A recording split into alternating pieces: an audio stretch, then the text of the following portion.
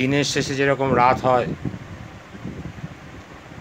আপনার জীবনটা অন্ধকারাচ্ছন্ন হয়ে আছে, আপনি শ্বাস প্রশ্বাস নিতে কষ্ট পাচ্ছেন, মনে মনে বিশ্বাস আমি বোধহয় আর বাঁচব না।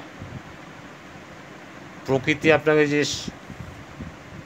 অক্সিজেন দিচ্ছে, শ্বাস নিচ্ছেন, প্রশ্বাস ফেলছেন, শ্বাস প্রশ্বাস নিয়ে আমরা বাঁচছি, সব প্রকৃতির দয়া।